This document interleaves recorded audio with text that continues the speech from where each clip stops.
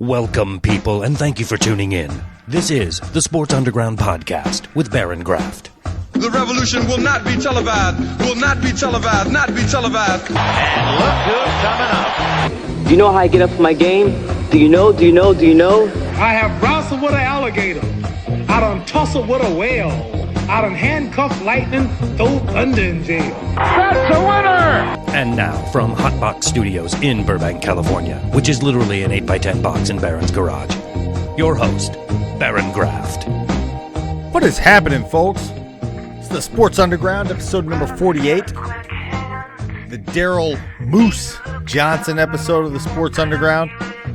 Daryl Johnson, legendary tight end, fullback for the Dallas Cowboys, Pro Bowler, 3-time Super Bowl winner. You can find him now on Fox. There you go. Daryl Moose Johnson. I'm not going to spend a lot of time. I'm not going to spend a lot of time anywhere tonight, to be honest with you. Jam-packed. I say this every single time. I feel like a broken record saying this, but this really is, it's crazy right now. This is really the best time of the year for me, to be quite honest. This next month is completely BANANAS,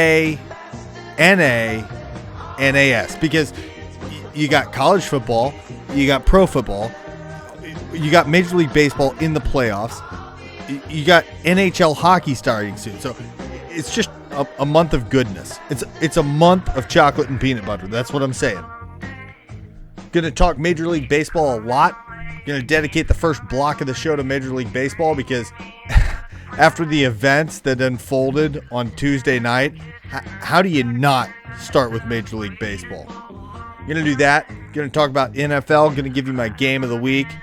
The NFL. Gonna talk college football. Give you the game of the week there. But starting off with Major League Baseball, and there's a lot of hullabaloo now. If you don't follow baseball closely, the Boston Red Sox and the Atlanta Braves, respectively, were leading the AL and NL wildcard races by a healthy margin. And they fell apart down the stretch in September and lost the division. The Red Sox lost to the Rays in that wildcard race, and the Braves lost to the Cardinals in that wildcard race. And there's a lot of hype going on right now. I'm hearing a lot of hype, and they're calling these are the greatest, the hugest collapses ever by a Major League Baseball. Hold on right there. Just pump the brakes just for a second, okay? Because I got you covered on both sides of this one, okay? So starting off, first of all, probably the biggest collapse of all time, and I really won't listen to any conversation on this because I got this locked airtight either way you want to talk about it. You're never going to top, unless you do something akin to this, you're never going to top the 1964 Philadelphia Phillies up 6.5 games with 12 games to go. 2 weeks left in the season, you're up 6.5 games, and they lose the pennant. That's it. That's catastrophic. That's beyond meltdown. That's 3 Mile Island poured over some Chernobyl. It's way beyond. Okay? And let's also remember, we're not really comparing apples to apples here, because the other great collapses in Major League Baseball history, I'm going to get to another one here in just a minute, they all happened during the era where there were only 2 teams in each league that made the playoffs. You had the NL East and the NL West. You had the AL East and the AL West. 4 teams made the playoffs. So we're talking about a very good Philadelphia Phillies team falling apart and losing to another very good baseball team. So it's not like today. Today, what we're essentially talking about is what ultimately becomes a very mediocre Boston Red Sox team losing to, you don't want to hear this, but it's the truth, a very mediocre Tampa Bay Rays team. Same thing in the National League. You've got a very mediocre Atlanta Braves team losing to a very mediocre St. Louis Cardinals team. I don't think there's any planet that you can argue that any of those 4 teams are even in the conversation of the best team in their league this year. They're not even in the top 2. So it's just a different era. And the greatest, okay, the whole thing with the Red Sox collapse is, they lose they lose the wild card lead, they lose their game, and then they go into the clubhouse and they see the Tampa Bay Rays win their game in dramatic fashion. That's it? That's what you got? I got you one better than that. All you Red Sox whiners.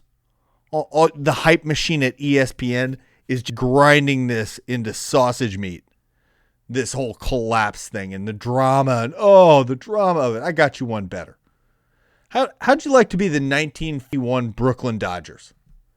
Get this. The Brooklyn Dodgers were up by 13 and a half games in the middle of August. Month and a half left of baseball. Up 13 and a half games. You're crushing it. You're supposed to win the pennant when you're up 13 and a half in the middle of August.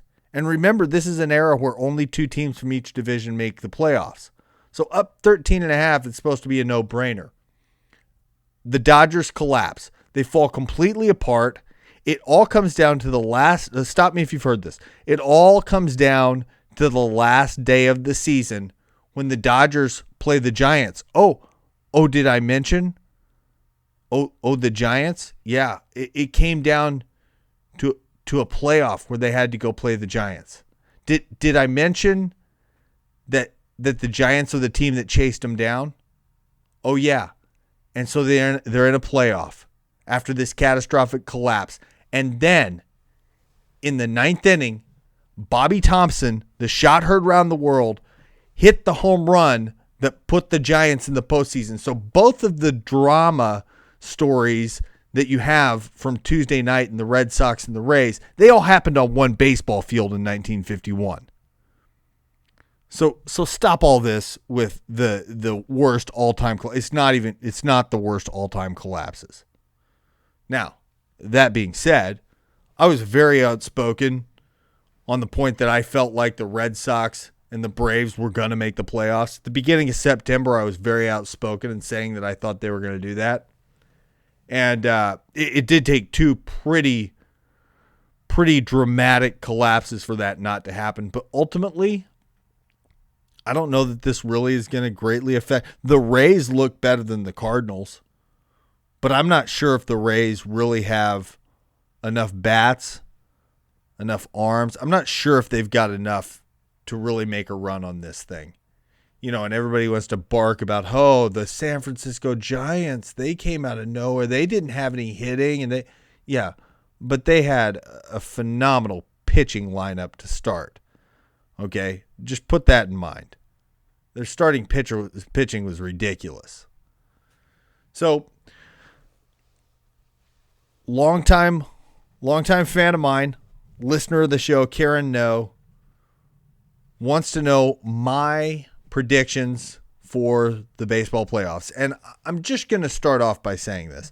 I did a wonderful interview with a baseball statistician and historian, baseball analyst, guy who worked behind the scenes for Sandy Alderson and Billy Beane for years. I talked to him last Sunday and did an interview with him, and I asked him this very thing of what he thought was going to happen in the playoffs. And what he said to me, and I encourage you to go listen to the entire interview on YouTube if you haven't already, but what he said to me is that he would not predict the playoffs because it's a coin flip. There's no telling who's going to win.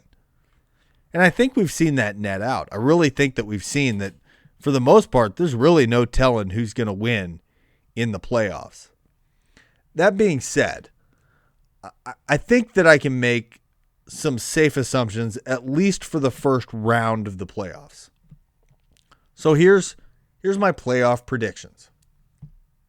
So in the National League, in the first round, you got the Phillies and the Cardinals and the Brewers and the Diamondbacks.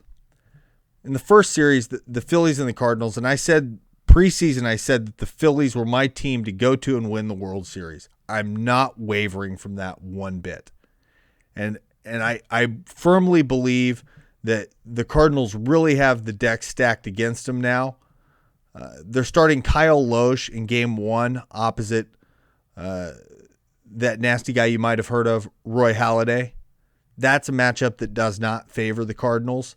And if Loesch can't get the win in game one, if he can't battle and give them a chance to win in game one, they're in big trouble because they start journeyman starter Edwin Jackson in game two.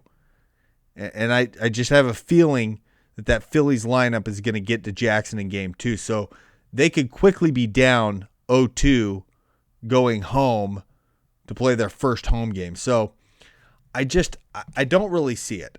I want to make one point, and everybody wants to talk, oh, they got all these bats, they've been hitting great. Yeah, hold on.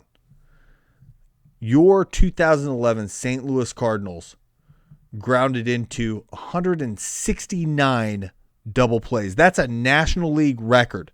They unseated the 1958 Cardinals, who had grounded into 166 double plays. 169 double plays. You're giving away outs. And there's only one team, the 1990 Boston Red Sox, they grounded into 174 double plays. So you're talking about a team that gives away outs and does not hit well with the runners on base at this point. I don't see them faring well against that tough starting lineup for the Phillies. So sorry to throw water on the flames, but that's just the way I see it. On the other side of the National League, you got the Brewers over the Diamondbacks. Now listen, if there is a team that can unseat the Philadelphia Phillies in the playoffs this year, I think it's the Brewers. In both leagues, I think the Brewers are the only team that has a shot. And while the Diamondbacks have had a magical run this year and they've played great baseball, I do want to remind everybody that they played in the National League West. So they got to kick around the Padres. They got to kick around the Dodgers, who had a low year. And after the second half, the Rockies fell apart. They got to kick around the Rockies coming down the home stretch. So I don't see it for the Diamondbacks. Great year, like where the club's going, but the Brewers just have too many bats. They've got the guy I think should win the MVP, Ryan Braun. You got a great starting pitching staff, and they've got home field advantage. So I'll take the Phils and the Brewers in the National League. In the American League, I'm going to take the Rays over the Rangers, but it's more because I'm not sold on the Rangers than I am on the Rays. I don't see the equation in Texas. You lost bats since last year. You lost some arms since last year, including a guy named Cliff Lee. I just don't see it. And the Rays, I think they're one of those teams that doesn't know that they're not supposed to win. So I'll take the Rays in that one. And I'm gonna take the Detroit Tigers over the New York Yankees. And I know it might sound crazy, but you just gave up a 7-run lead in a playoff environment to the Tampa Bay Rays. Now, I'm not saying that they're going to carry that over, but they had to go into extra innings. It means their bullpen got more work than they would have wanted. And let me tell you something. The Detroit Tigers have known they were in the playoffs for a very long time. And they've done well to rest their starters. I'm telling you, this Detroit Tigers team, they're going to sneak up on these Yankees. You're going to get Verlander. He's going to go hard. You're going to get him against Sabathia probably. At some point, you're going to see that matchup. And if it doesn't match up, I mean, that's who do the Yankees have that can beat Justin Verlander? I don't think they have a starter besides CC Sabathia that can beat Justin Verlander. But watch for one performance in this series. Watch for Ivan Nova for the Yankees. He's starting game 2. I told you this guy's the X factor. I think he's going to surprise some people. So just to close out on baseball, I wanted to get all the playoff talk and all that wild card stuff out of the way, but I saw something that really irked me, and I don't know if you guys saw this, but Jose Reyes of the New York Mets and Ryan Braun were in a tight race for the National League batting crown for best overall average, and I think going into the last game of the season, I think Reyes had just a slight edge over Braun. So Reyes goes into the final game of the season, goes 1-for-1, and then takes himself out of the game. I'm sorry. I don't respect that. I think that's a BS move. I think you play the game out, have respect for the game, have respect for the other players. Braun didn't sit out. Come on. Do better, Reyes. You got to do better.